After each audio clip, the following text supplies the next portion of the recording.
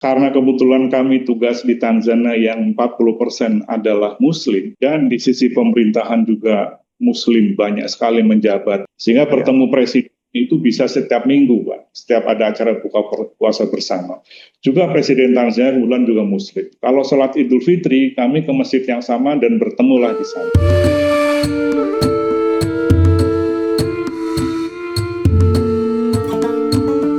Pendengar, Afrika Timur merupakan salah satu kawasan yang menyimpan potensi besar, baik dari sisi sumber daya alam, perdagangan, maupun kerjasama pembangunan. Salah satu negara penting di kawasan ini adalah Tanzania, negara yang dikenal dengan stabilitas politiknya serta kekayaan alam yang luar biasa. Mulai dari kawasan konservasi satwa liar di Serengeti National Park, hingga gunung tertinggi di Afrika, Mount Kilimanjaro. Tanzania yang beribu kota di Dodoma dan memiliki pusat ekonomi di Dar es Salaam, juga memiliki posisi strategis di kawasan Afrika Timur. Perekonomiannya ditopang oleh sektor pertanian, pariwisata, pertambangan, serta perdagangan yang terus berkembang. Bagi Indonesia, hubungan dengan Tanzania telah terjalin cukup lama, sejak tahun 1960. Kedua negara memiliki kedekatan historis sebagai sesama negara berkembang dan sama-sama aktif dalam berbagai forum internasional seperti Perserikatan Bangsa-Bangsa dan Gerakan Non-Blok. Seiring waktu, kerjasama kedua negara juga terus diperkuat dalam berbagai bidang, mulai dari perdagangan, pertanian, pembangunan, kapasitas sumber daya manusia, hingga kerjasama Selatan-Selatan. Lalu bagaimana perkembangan hubungan bilateral Indonesia dengan Tanzania saat ini? Peluang kerja sama apa saja yang dapat terus dikembangkan ke depan, khususnya di bidang ekonomi, perdagangan, maupun pembangunan? Untuk membahasnya, kita telah bersama Duta Besar Luar Biasa dan Berkuasa Penuh LBBP Republik Indonesia untuk Republik Persatuan Tanzania merangkap Burundi dan Rwanda, Tri Yogo Jatmiko. Selamat sore, selamat siang waktu Dodoma ya, Pak Yogo. Selamat, ya di sini masih siang, tapi saya ingin mengucapkan selamat petang dan juga berbuka puasa bagi para pendengar Radio El Sinta dimanapun berada. Baik Pak Yogo, selamat menantikan waktu berbuka puasa juga di sana ya. Mungkin pendengar El Sinta juga ingin tahu nih, bagaimana sih nuansa Ramadan di Tanzania? Tentu punya nuansa tersendiri. Seperti apa suasana Ramadan yang dirasakan WNI di sana, Pak Yogo? Terima kasih Pak Farma. Ramadan di Tanzania terasa sangat hidup karena masyarakatnya sendiri sangat religius dan penuh kebersamaan. Saat ini terdapat 65 juta populasi Tanzania, 40% diantaranya merupakan Muslim. WNI di Tanzania merasakan suasana yang hangat, seperti juga di Indonesia. Pada umumnya, kalau WNI di sini, ya kebanyakan tinggal di Dar es Salaam dan juga di Zanzibar. Kalau sedang berada di jalanan, dengan mudah mereka bisa mendengar azan. Dan KBRI selalu berusaha membantu dengan hadir melalui kegiatan buka puasa bersama, silaturahmi komunitas memupuk ikatan solidaritas dan kekeluargaan sesama WNI, dan juga memastikan para WNI tetap merasa dekat dengan tanah air. Apa sih yang paling khas di Tanzania di bulan puasa ini? Apa nuansanya? Apakah juga seperti Indonesia ada apa aktivitas ngabuburit warga yang menantikan waktu berbuka puasa, atau makanan-makanan tertentu mungkin yang disajikan yang menjadi sesuatu yang paling menarik nih buat WNI yang berpuasa di sana di Tanzania dan negara-negara yang yang termasuk juga dipegang oleh Pak Yogo nih. Ya, siap. Jadi WNI di sini pada saat bulan Ramadan hampir sama melakukan sesuatu yang persis sama dilakukan oleh saudara-saudara mereka di tanah air, karena kebetulan di sini juga mayoritas di Dar es Salaam, juga di Zanzibar, di mana warga Indonesia tinggal. Banyak sekali muslimnya, banyak sekali masjidnya, banyak sekali sekolah-sekolah Islam, termasuk pesantren, sehingga yang mereka lakukan mirip. Mereka ngabuburit juga, mereka juga mendapati dengan mudah restoran-restoran halal, hanya memang tantangan mereka adalah bagaimana mendapatkan takjil ala tanah air, juga buka puasa dengan menu-menu yang mereka biasa nikmati di tanah air. tentu di sini tidak ada kecuali kita sendiri yang menyelenggarakannya, dan karena itu KBRI membantu warga untuk bisa menikmati takjil juga buka puasa bersama ala masakan Indonesia. Dan yang kami sangat senang warga Indonesia di Dar es Salaam juga di Zanzibar juga mereka saling bergotong royong, walaupun misalnya di antara warga kita adalah penganut agama lain, tetapi mereka juga ikut membantu menyediakan makanan-makanan khas Indonesia untuk rekan-rekannya yang sedang mau berbuka puasa. Jadi suasana Ramadan di Tanzania relatif persis sama dengan di Indonesia, dan karena itu juga bisa mengobati rasa rindu mereka ke tanah air, dan di saat sama memupuk persaudaraan dan solidaritas sesama WNI di sini, baik sesama Muslim maupun sesama WNI agama lain yang tinggal di Tanzania. Ada berapa banyak sih Pak Yogo warga negara kita di Tanzania saat ini? Pada saat pemilu tahun 2024 yang lalu, kita mencatat ada 100 warga negara Indonesia yang memiliki hak pilih di luar anak-anak. Mereka kebanyakan mayoritas memang sekitar 50% separuhnya tinggal di Zanzibar dan 50% di Tanzania. Dan di Tanzania tersebar di berbagai provinsi, tetapi mayoritas berada di Dar es Salaam. Sektor apa yang paling banyak digeluti WNI di sana, Pak Yoga?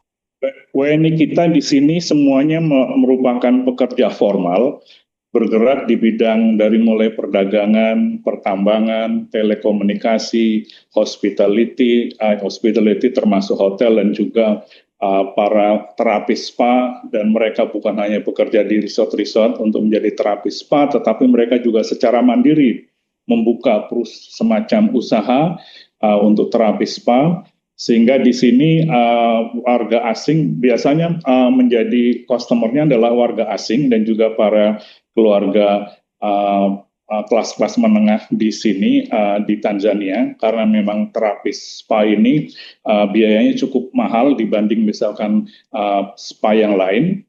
Jadi selain industri jasa tersebut, juga bergerak di bidang pertanian. Ada yang melakukan pengolahan dari cengkeh menjadi minyak cengkeh, juga ada yang di sektor energi, juga ada di sektor lain seperti misalnya membantu Tanzania bagaimana mengembangkan bidang peternakannya, juga perikanan. Jadi mencakup hampir semuanya. Tapi secara keseluruhan memang perdagangan menjadi aspek yang paling utama, karena dari sisi perdagangan Indonesia-Tanzania pada saat tahun lalu setahun sebelumnya ke tahun berikutnya di tahun 2024 mengalami satu peningkatan cukup signifikan, naik 40%. Memang utamanya bergerak komoditinya adalah produk kelapa sawit. Sehingga bidang perdagangan WNI pun banyak bekerja di perusahaan-perusahaan kelapa sawit yang ada di Indonesia, di sini melakukan usaha perdagangan, mendistribusikan, mencari partner distributor untuk produk-produk kelapa sawit. Apakah ada layanan atau program khusus nih selama Ramadan yang diberikan KBRI bagi warga negara kita di sana, baik secara sosial, keagamaan maupun perlindungan? Ada, Pak. Jadi kami KBRI senantiasa hadir bagi WNI kita, selain memastikan mereka tidak memiliki persoalan yang menyulitkan mereka, tetapi juga kami membantu mereka untuk bisa merasa dekat dengan tanah air. Salah satu yang kita upayakan adalah bagaimana hubungan di antara mereka, silaturahmi mereka selalu terjaga, KBRI selalu memfasilitasi. Juga KBRI tetap melakukan pelayanan konsuler, pelayanan perlindungan WNI di bulan Ramadan, tidak berkurang, malah sebenarnya bertambah, karena kita komunikasi dengan mereka menjadi lebih intensif. Kalau biasanya di luar bulan Ramadan, kita biasanya hanya berkomunikasi di hari-hari kerja, sekarang malah setelah malam, maksudnya buka puasa hingga sahur juga kami masih berkomunikasi. Kami membantu mereka mendapatkan apa yang mereka inginkan bisa dinikmati selama bulan Ramadan seperti di Indonesia. Juga kami mengorganisir kegiatan bagi ibu-ibu untuk bisa melakukan kegiatan tadarus hingga khatam selama bulan Ramadan. Dan juga persiapan bagi WNI kita yang ingin melakukan persiapan untuk naik haji. Kami dari sisi KBRI, tapi biasanya kalau dari KBRI kita membantu keluarga besar KBRI yang ingin melakukan ibadah haji ke tanah suci, karena yang bisa kita lakukan adalah untuk warga Indonesia yang memiliki paspor diplomatik dan paspor dinas. Kita juga membantu seperti itu. Baik.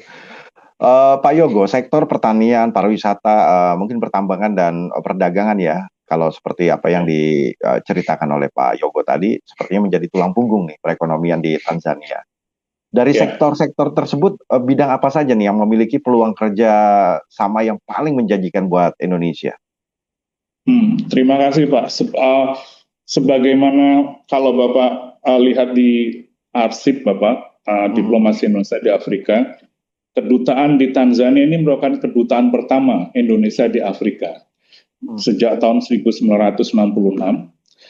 ini menjadi kedutaan pertama Indonesia di Afrika. Kalau saya sebut Afrika, maksudnya Afrika Sub-Sahara, Pak, ya, bukan termasuk Afrika Utara. Karena Afrika dibagi dua, Afrika bagian utara seperti Mesir, Maroko, Tunis, itu Afrika bagian utara. Kalau Afrika di bawah Sahara, ini yang disebut Afrika. Kedutaan pertama kita untuk benua Afrika, negara Afrika yang saya maksud tadi itu di Dar es Salaam. Kedekatan hubungan secara personal antara Presiden Julius Nyerere dengan Presiden Bung Karno dan juga Presiden Pak Harto menjadikan Indonesia mendirikan yang namanya FARTISI, Pak. Itu Farmer Research Center Training, di mana Indonesia setiap tahunnya mengirim pelatih untuk memberikan pelatihan bagi petani Tanzania. Dan ini dicatat oleh pemerintah Tanzania sebagai satu pelatihan yang sukses karena berhasil meningkatkan tingkat produktivitas padi per hektarnya di Tanzania. Waktu itu 1 hektar sekitar 1,9 ton bisa menjadi 4 ton dan sekarang terus lagi berkembang. Ini yang pertama-tama kita dulu lakukan di industri pertanian. Tetapi sekarang kita tidak lagi semata fokus hanya di bidang pertanian padi, tetapi juga sekarang Tanzania menerima manfaat dari kesediaan Indonesia untuk membantu mereka mengembangkan industri kelapa sawit juga di sini. Banyak bibit yang diperoleh dari Indonesia, banyak pelatih dari Indonesia juga datang ke Tanzania bagaimana membantu mereka bisa mengelola perkebunan kelapa sawit. Pak Farma ingat kelapa sawit itu kan asal mulanya bibitnya dari Afrika. Yang kita di Bogor dulu oleh Belanda dengan bibit dari kawasan Amerika Latin. Jadi karena orang Tanzania merasa bahwa bibitnya itu asalnya Afrika, maka mereka berpendapat mestinya di Tanzania, di Afrika itu bisa dikembangkan. Dan faktanya secara perdagangan mereka memang mengimpor banyak sekali produk minyak kelapa sawit dari Indonesia dan juga Malaysia. Itu di bidang pertanian yang terkait. Hasil kunjungan Bapak Presiden Joko Widodo kemarin dan Presiden Samia Suluhu Hasan ke Indonesia, saat ini sedang berlangsung negosiasi masuknya investasi Indonesia di bidang pembuatan pupuk, Pak. Kalau ini nanti kita realisasikan operasional sekitar tahun 2028 senilai 1,4 miliar dolar.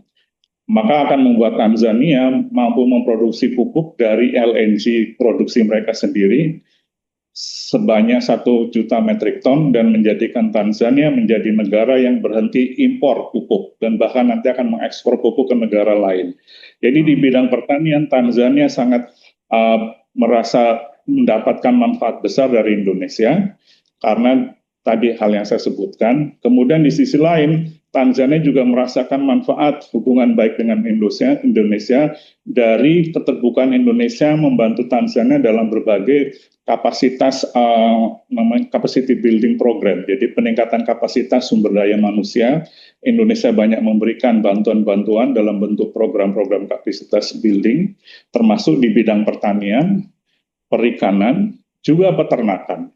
Dan selain itu, dalam hal sektor energi, membantu bagaimana teman-teman di Pertamina membantu TPDC, Tanzania Petroleum Development Company, itu semacam Pertaminanya Tanzania, belajar bagaimana mereka mengelola sumber daya alam minyak dan gas dari Indonesia, dan bahkan termasuk belajar bagaimana mengelola, membuat kontrak production sharing agreement, dan juga bagaimana berhubungan dengan kontraktor asing, perusahaan-perusahaan asing. Di sisi yang lain juga Indonesia melalui Pertamina memiliki investasi di sini dalam mengelola gas bersama dengan TPDC tadi Pertamina Tanzania. Tentu Indonesia dalam hal ini Pertamina melalui perusahaan yang dimiliki sahamnya secara mayoritas, yaitu perusahaan Prancis Merrill and Prom di sini. Rencana yang akan digulirkan kemudian oleh pihak Indonesia adalah kemungkinan Indonesia bisa investasi langsung dalam eksplorasi gas, tidak melalui perusahaan ketiga dalam bentuk kepemilikan saham mayoritas. Di luar sektor itu juga kita di sini, Bapak, kita impor cengkeh dari Tanzania cukup banyak, dan saya juga baru mengetahui ternyata cengkeh Zanzibar merupakan cengkeh yang memiliki kualitas terbaik di dunia, dan kita mengimpor itu salah satunya juga ini untuk industri rokok kretek di Indonesia. Tapi kita juga hadir ini, perusahaan Indonesia membantu Tanzania mengolahnya menjadi minyak, jadi bukan hanya dari cengkehnya tetapi juga dari daun keringnya. Nah itu sudah berjalan beberapa lama, dan di Tanzania ini potensi untuk kita dapat pasokan cengkeh dan juga minyak cengkeh cukup besar, dan saat ini sedang digarap oleh salah satu perusahaan Indonesia yang bergerak di bidang itu. Di luar hal tersebut, dalam sektor pendidikan, Pak, Tanzania sangat tertarik ingin bisa belajar dari Indonesia.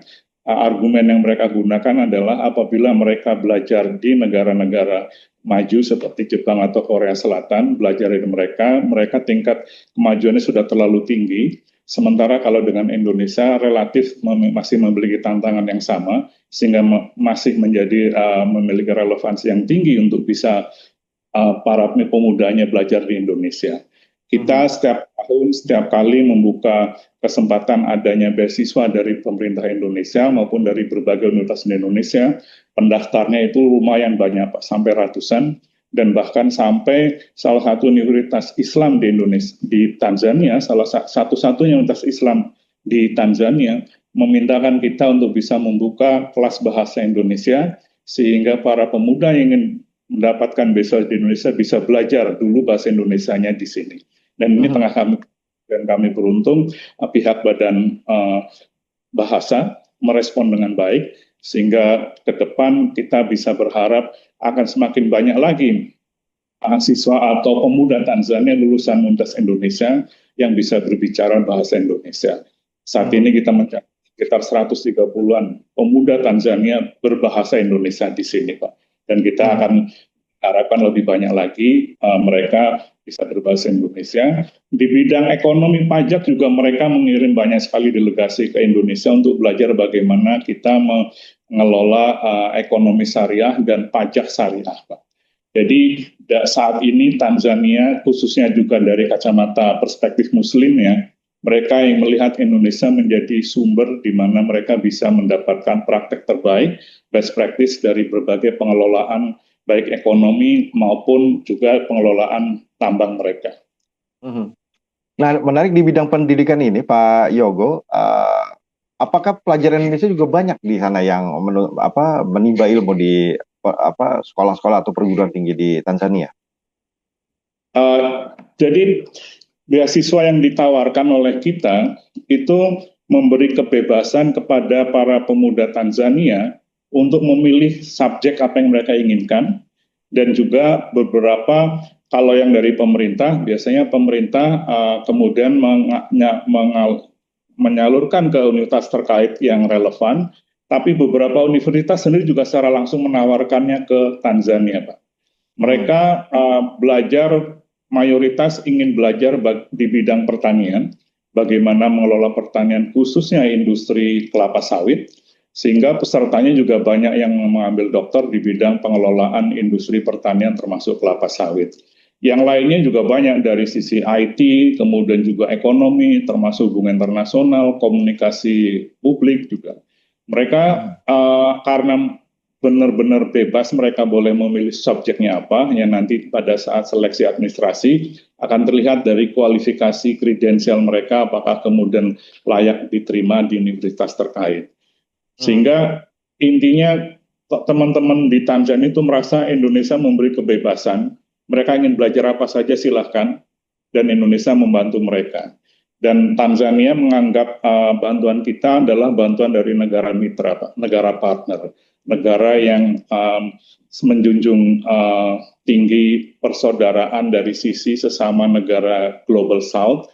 Dan pada saat kita menyampaikan kerjasama ke mereka, selalu kita tekankan bahwa kerjasama yang kita sampaikanlah dalam bentuk kita partner, sehingga kerjasama ini harus saling menguntungkan satu sama lain. Tidak bisa hanya menguntungkan Indonesia, tidak bisa hanya menguntungkan Tanzania. Dari situ mereka memiliki trust kepada kita, Pak. Kepercayaan itu yang kemudian membuat kita KBRI jadi menjadi lebih mudah dalam berurusan, membantu, memberikan pelindungan para WNI kita. Juga untuk catatan juga kepolisian di Tanzania sangat responsif terhadap apapun permintaan dari kepolisian kita. Misalkan sebagai contoh, kepolisian kita mengeluarkan red notice terhadap buronan seseorang, ketahuan ada di sini, maka kepolisian di sini, imigrasi langsung klik Pak, langsung pencet tombol merah, memberitahu kepolisian kita, dan kemudian pihak kepolisian menghubungi kita, bagaimana kita bisa membantu pengembalian WNI yang menjadi buruan red notice tersebut. Jadi dalam hal ini saya bisa sampaikan bahwa Tanzania itu melihat Indonesia selain menjadi partner yang sejajar, tapi juga menjadi sumber dari berbagai inspirasi, best practice, pelaksanaan bagaimana membangun negara mereka. Dan ini juga terbukti dari 2 tahun terakhir, karena baru 2 tahun Pak, Tanzania menyadari bahwa mereka harus memiliki embassy di Indonesia. Baru dibuka. Sebelumnya mereka kedutaannya selalu mengikuti jalur Commonwealth organisasi, jadi organisasi-organisasi negara bekas jajahan Inggris, sehingga yang mereka buka embassy-nya biasanya di negara sesama Commonwealth. Waktu itu di Malaysia. Nah, dalam 2-3 tahun terakhir ini, sejak 2023, mereka menyadari itu dan kemudian sudah membuka embassy-nya di Indonesia. Sudah berjalan dalam 3 tahun ini ya? Ya, selain Tanzania juga Rwanda juga menyadari hal yang sama. Sebelumnya dirangkap dari Singapura, mereka sudah membuka kedutaannya di Indonesia. Sehingga kita pelan-pelan menjadi negara yang kemudian dipercaya karena mereka menyadari Indonesia menjadi negara terbesar di kawasan Asia Tenggara, ekonomi terbesar, juga negara pendiri ASEAN.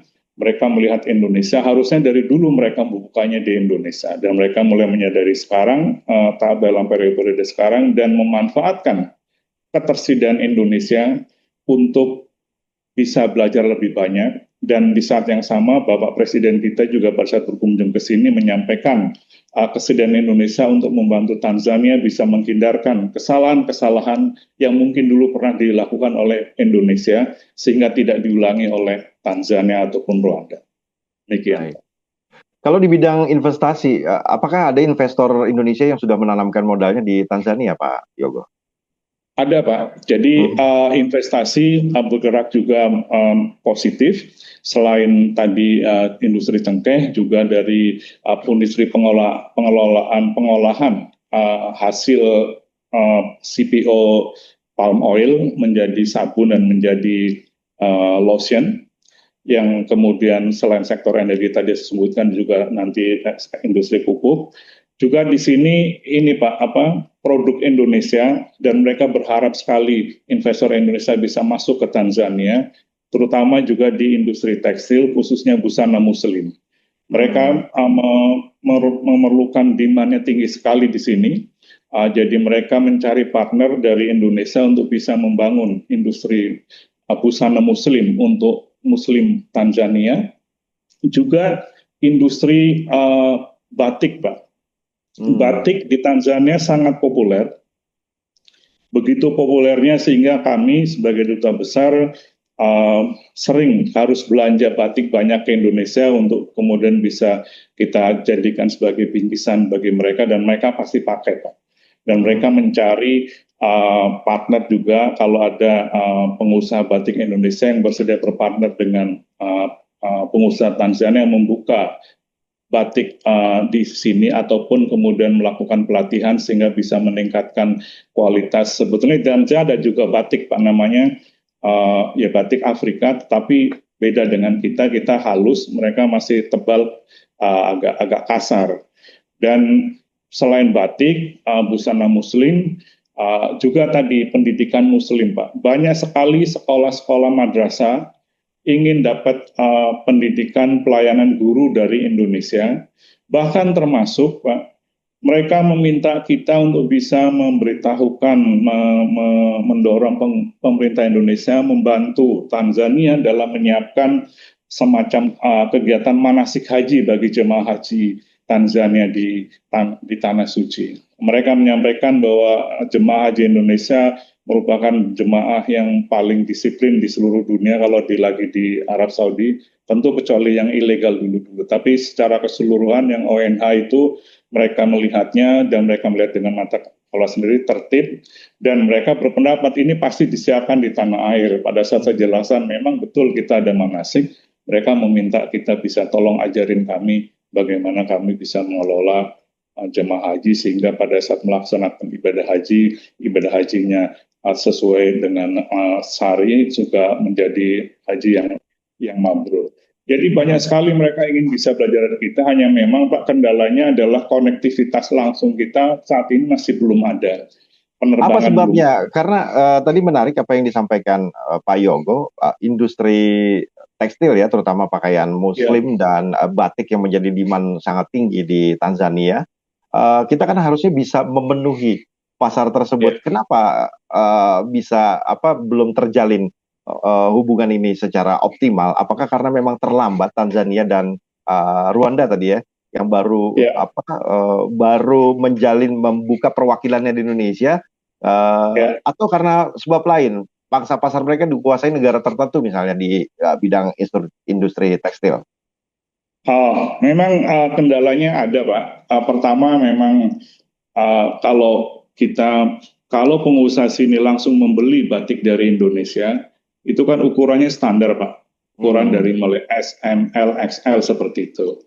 Nah, kebetulan postur tubuh orang Tanzania, baik si laki-laki maupun wanitanya, tidak persis sama dengan kita Pak. Sehingga dari sisi ukuran XL itu nggak bisa Pak.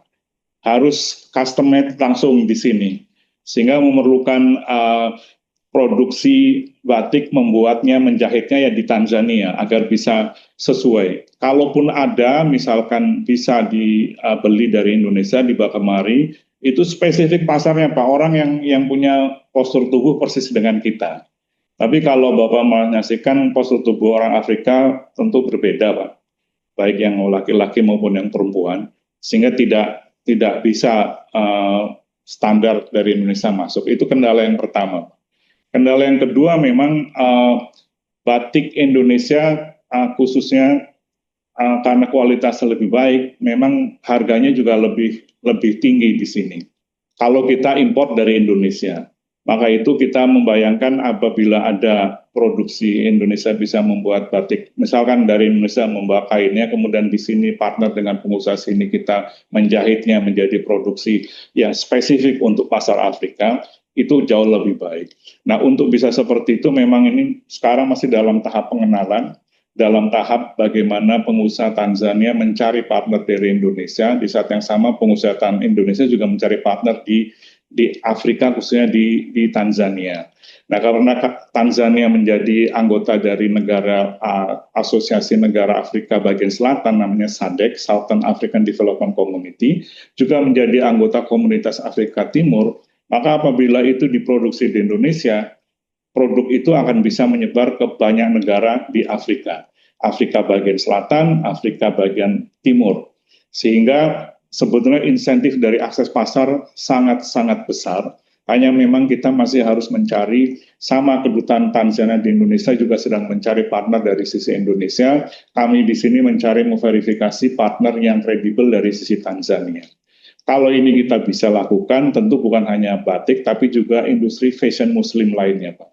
Mereka mendapati fashion muslim khususnya untuk wanita-wanita muslimah sini, kalau yang dibuat dari Indonesia biasanya lebih beragam, menurut mereka lebih cantik, lebih banyak pilihannya. juga dari sisi warna maupun motif. Dan mereka kalau pergi ke Indonesia, pulangnya pasti kopernya isinya dua itu, Pak. Kalau tidak batik, ya busana muslim. Iya. Nah, kebetulan ya kita sudah membuat perjanjian imigrasi di mana warga Tanzania bisa datang ke Indonesia dengan visa on arrival. Indonesia bisa sini juga sama. Dari sisi paspor, pemegang paspor diplomatik dan paspor dinas malah sudah nggak pakai visa lagi. Jadi hal-hal itu yang kami lakukan, Pak, untuk bisa membuat bagaimana industri Indonesia bisa memiliki akses pasar di Tanzania. Tetapi di saat yang sama kita juga menyadari bahwa kondisi Afrika tentu tidak sama dengan kondisi, maksud saya dari sisi ekosistem finansial dan juga ekonomi berbeda. Maka KBRI, pentingnya KBRI membantu pengusaha kita untuk memverifikasi kredibilitasnya dari masing-masing partner yang di sini, dan itu memastikan bisnisnya bisa beroperasi dengan baik dan menguntungkan dan tidak masuk dalam perangkap-perangkap yang kemudian membuat kesulitan mereka. Demikian, Pak. Sebagai duta besar yang merangkap Burundi dan Rwanda juga, bagaimana Pak Yogo ini melihat potensi kerjasama Indonesia dengan negara-negara tersebut? Apakah memiliki profil yang sama juga dengan Tanzania, atau seperti apa? Ada perbedaan? Kebetulan KBRI Dar es Salaam saat ini merangkap 3 negara, Tanzania, Rwanda, dan Burundi, dan satu lagi organisasi East African Cooperation, East African Community, komunitas masyarakat Afrika Timur seperti ASEAN, tapi lebih dari ASEAN karena ASEAN hanya asosiasi. Di sini mereka ingin membentuk federasi, Pak. Federasi itu juga termasuk custom union, common market, dan juga currency bersama. Jadi di 3 negara tersebut, di antara Tanzania, Burundi, dan Rwanda, yang memang paling maju adalah Tanzania dan Rwanda. Rwanda sendiri memang negaranya kecil, Pak, di bagian tengah di Afrika, hanya 14 juta, tetapi sejak mereka lepas dari genosida, mereka berhasil membangun ekonominya dengan sangat pesat, sehingga mereka memiliki doing index bisnis itu, kemudahan melakukan bisnis itu nomor 14, Pak. Setara dengan negara-negara Eropa. Kita kan masih di angka 60-an. Jadi di sana sangat mudah. Sebagai ilustrasi, Pak, ada pengusaha wanita Indonesia ingin membuka bisnis restoran di Afrika Timur. Mereka pertama datang ke Dar es Salaam. Pada saat mengajukan izin, perlu waktu 6 bulan pun belum selesai. Mereka pindah ke Rwanda. Di Rwanda yang 3 hari dapat izinnya, Pak. Hari ini dia upload semua yang dipersyaratkan. Besok otoritas terkait datang mengecek ke lokasinya dan lusanya langsung dikeluarkan. Dan karena itu sekarang di Rwanda ada bisnis restoran Indonesia namanya Borneo Restaurant. Cukup terkenal di sana, tapi memang kalau untuk kita warga Indonesia, kalau datang ke restoran itu tentu sudah lain rasanya, karena memang mereka mengikuti selera pasar di Rwanda yang tidak suka pedas. Jadi kalau Bapak pergi ke sana beli rendang, tentu beda dengan yang Bapak harapkan rendang seperti apa kalau di Indonesia, karena memang sana pasarnya itu orang Afrika dan sangat populer di sana. Dan Rwanda menjadi negara yang dari sisi doing business paling baik, juga sisi finansial dan digitalisasi. Maka Rwanda menjadi negara yang dikenal sebagai Singapura-nya Afrika atau Swiss-nya Afrika. Dan walaupun penduduknya 14 juta, tetapi penduduk dari negara tetangga, provinsi yang bersebelahan, kalau belanja ke Rwanda, jadi termasuk warga negara Uganda, Tanzania, Kenya, Kongo, belanja sana. Dan karena kita melihat potensinya pasar besar, maka sekarang Indonesia sedang merancang mulai negosiasi pembuatan yang disebut preferential trade agreement, Pak, dengan Indonesia. Jadi itu akan menjadi hub, dan juga Rwanda menjadi hub bagi penerbangan. Kalau di Afrika, Bapak kalau mau pergi kemana-mana, hubnya itu yang sekarang ada adalah Bapak either melalui Ethiopia atau melalui Nairobi, satunya lagi Pretoria, tapi Pretoria kejauhan. Jadi yang diambil adalah yang di sisi tengah, Ethiopia atau di Nairobi. Dan Rwanda akan muncul menjadi hub berikutnya dengan investasi dari Qatar, membangun airport, dan investasi Singapura juga cukup besar Pak di bidang digitalisasi. Di Rwanda itu semuanya digital Pak, sama ya kita juga bergerak ke sana. Tapi yang membuat impresinya nyata adalah pada saat COVID saya berkunjung ke sana, nggak pernah ngisi-ngisi formulir Pak, semua pakai aplikasi, dan juga di semua negara kalau mau mendapatkan sertifikat COVID itu kan bayar rata-rata $100. Di Rwanda malah gratis Pak. Jadi Rwanda ini menjadi negara yang akan menjadi mitra strategis kita dalam banyak hal, termasuk dalam perdagangan. Nah, selain karena memang peran kondisi negaranya sendiri, kalau Bapak berkunjung ke Kigali, Rwanda, Bapak akan merasa seperti sedang berada di Eropa karena saking bersihnya, saking tertatanya. Jadi dalam sejarah biasanya kalau negara habis hancur, bangkitnya itu lebih cepat dari yang tidak pernah punya masalah. Sehingga di negara akreditasi KBRI Salam selain Tanzania juga Rwanda. Burundi merupakan negara paling miskin di dunia, bukan hanya di Afrika, tapi paling miskin di dunia. Mereka juga banyak berharap kepada Indonesia, dan kebetulan kita memiliki konsul kehormatan di Burundi. Kita mendapatkan banyak sekali beasiswa dari tanah air untuk pemuda Burundi. Burundi juga banyak yang sekarang sekolah di Indonesia, dan kita mendapati kalau ke Burundi, kita bertemu dengan alumni-alumni Indonesia, mereka masih fasih berbahasa Indonesia walaupun sudah 5-10 tahun. Dan mereka bekerja biasanya di universitas-universitas, dan mereka menjadi semacam diaspora Indonesia menghubungkan kita dengan warga Burundi di sana. Jadi selain konfor juga dengan para alumni beasiswa Indonesia. Jadi Pak, secara keseluruhan beasiswa dari Indonesia ini banyak sekali memberikan manfaat kepada Indonesia sendiri. Ya tentu ke mereka, tapi ke Indonesia juga sangat bermanfaat karena mereka menjadi semacam perwakilan warga kita di sana. Karena mereka bisa bahasa Indonesia dan selalu mendorong pemerintahnya untuk semakin lebih dekat ke Indonesia dan membangun kepercayaan dengan Indonesia. Itu sebabnya kami juga meyakinkan otoritas kita sendiri tanah air untuk kalau ada kesempatan beasiswa, mohon agar warga Burundi juga diikut sertakan, diperbolehkan ikut. Demikian. Kenapa Burundi menjadi negara yang tertinggal ya dari negara-negara Afrika yang lainnya, bahkan dunia tadi disebutkan Pak Yogo? Apakah karena sumber daya alamnya yang minim atau dari faktor lain?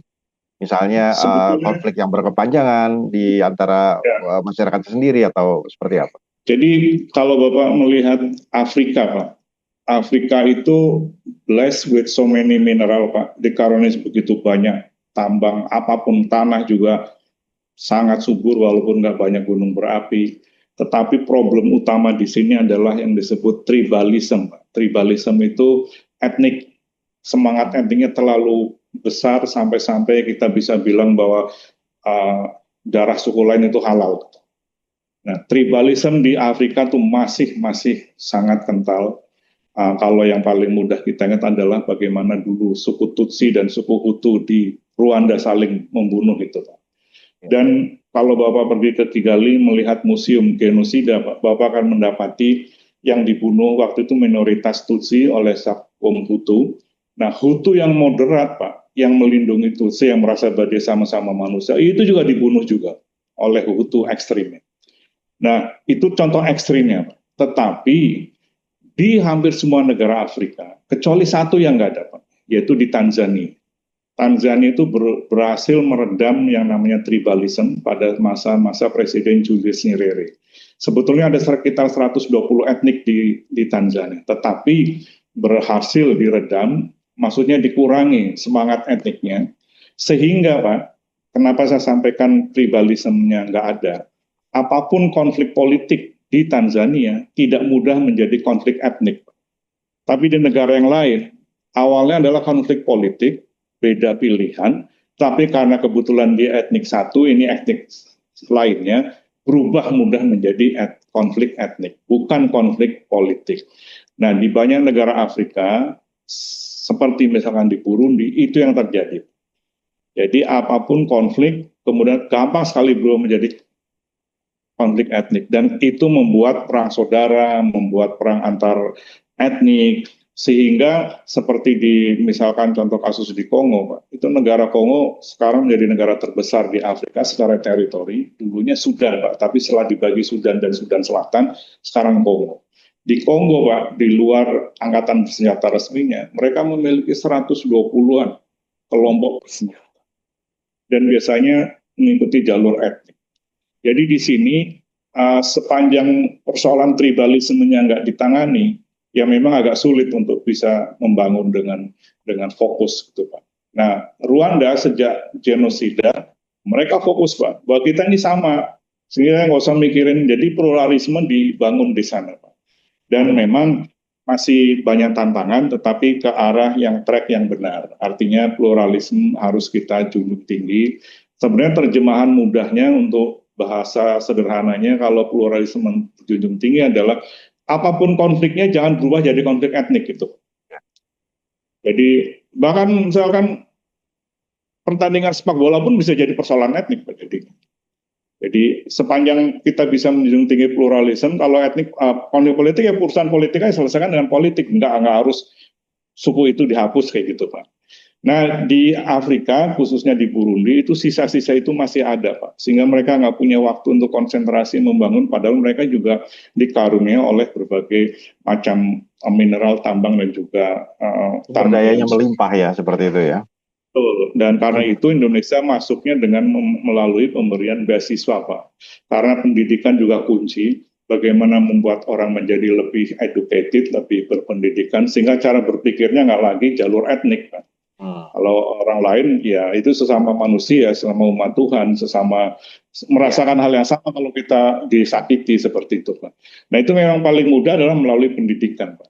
Nah, kita datang dengan selain membantu mereka untuk bagaimana bisa belajar best practice dari Indonesia, juga pelan-pelan meningkatkan kesadaran secara politik bahwa etnik lain adalah ya bagian dari mereka seperti itu. Pak Yogo, di tengah tugas diplomasi yang begitu padat, apa makna Ramadan ini secara pribadi bagi Pak Yogo? Apakah ada kerinduan tertentu buat dengan Ramadan di tanah air, atau kerinduan terhadap makanan tertentu dari Ramadan di tanah air, atau hal lainnya? Ya, jadi Ramadan sini karena kebetulan kami tugas di Tanzania yang 40% adalah Muslim, dan di sisi pemerintahan juga Muslim banyak sekali menjabat pimpinan-pimpinan tinggi baik di aspek eksekutif, yudikatif, di militer ataupun di parlemen. Ramadan ini memberi saya kesempatan yang seluas-luasnya Pak. Selain untuk mendekatkan diri kita kepada Tuhan Yang Maha Esa, Allah Subhanahu wa taala, dan juga membuat umat Islam kita di sini menjadi semakin guyup, semakin rukun. Saya sendiri menyadari dan memanfaatkan kesempatan Ramadan ini juga untuk urusan diplomasi, Pak. Kebetulan Ramadan ini, karena bulan Ramadan, pertemuan interaksi dengan para pejabat-pejabat tinggi itu sangat intens, Pak. Justru karena kegiatan-kegiatan sosial aktivitas Ramadan. Dari mulai buka puasa bersama, Menteq di sini, selalu bertemu. Dan pada saat momen pertemuan itu tentu kita manfaatkan untuk juga menyampaikan kepentingan-kepentingan Indonesia yang kadang-kadang kalau kita sampaikan secara formal, minta pertemuan secara formal di kantornya, antriannya agak panjang. Tapi kalau dengan kegiatan itu bertemu, misalkan buka puasa bersama, biasanya kan kita buka puasa maghrib, kemudian sholat tarawih bersama. Kadang-kadang sebelum sholat tarawih duduk bersama mendengarkan pengajian. Itu menjadi momen buat saya pribadi, penempatan di Tanzania yang mayoritas pejabatnya sebenarnya mayoritas Pak, walaupun hanya 40%, apalagi kalau di Zanzibar kan itu 99,9% orang Muslim Pak. Sehingga bertemu presiden itu bisa setiap minggu Pak, setiap ada acara buka puasa bersama. Juga Presiden Tanzania kebetulan juga Muslim. Kalau sholat Idul Fitri, kami ke masjid yang sama dan bertemulah di sana. Kita berinteraksi. Jadi secara pribadi dari sisi keimanan ketauhidan meningkat, juga menjadikan warga Indonesia Muslim juga semakin guyup. Juga secara diplomasi, Ramadan momen yang sangat penting untuk semakin intens kita bisa berinteraksi langsung dengan pimpinan-pimpinan tertinggi, dan itu sangat menguntungkan kita secara diplomasi, karena kemudian berbagai hal yang macet di tengah jalan kemudian bisa ada kepastian, ada jalan maju seperti itu, Pak. Dan kita senang sekali, termasuk sekarang ini kami sedang memiliki tamu dari PT DI, Pak, Dirgantara Indonesia. Mereka sedang memperbaiki pesawat CN-235 yang dioperasikan oleh Angkatan Bersenjata Tanzania. Dan Tanzania menggunakan itu, mereka senang dengan pesawat itu karena itu meminta PT DI untuk bisa melakukan namanya extension service extension life program. Jadi program membuat umur pesawat menjadi lebih panjang. Tentu banyak sekali hal yang harus dilakukan, dan PT DI di sini bersama kami, mereka melakukan pekerjaannya, dan kami membantu mereka untuk merasa betah berada di Darussalam dari sisi, karena mereka juga puasa, dari sisi agar mereka nggak merasa terlalu jauh dari Bandung. Jadi Ramadan bermakna sekali buat kami pribadi, tapi juga buat kantor dan juga buat untuk urusan negara, Pak. Demikian. Iya. Luar biasa ya tugas Pak Yogo ini, betul-betul effort yang sangat besar ini untuk memfasilitasi kepentingan antara kedua belah pihak, kepentingan kedua negara. Pak Yogo, terima kasih sudah meluangkan waktunya untuk El Sinta di program spesial Ramadan Radio El Sinta Interaksi Dubes RI. Selamat menantikan waktu berbuka puasa Pak Yogo di Tanzania yang tinggal beberapa jam lagi mungkin. Ya, terima kasih Pak Farma. Juga saya ingin mengucapkan salam Ramadan kepada semua pendengar El Sinta di Indonesia dan dimanapun berada. Termasuk saya juga mengetahui El Sinta banyak sekali pendengarnya di berbagai negara di dunia. Terima kasih. Assalamualaikum warahmatullahi wabarakatuh. Waalaikumsalam warahmatullahi wabarakatuh. Pendengar, demikian program spesial Ramadan Radio El Sinta Interaksi Dubes RI bersama Duta Besar Luar Biasa dan Berkuasa Penuh LBBP Republik Indonesia untuk Republik Persatuan Tanzania, Perangkap Burundi, dan Rwanda, Tri Yogo Japiko.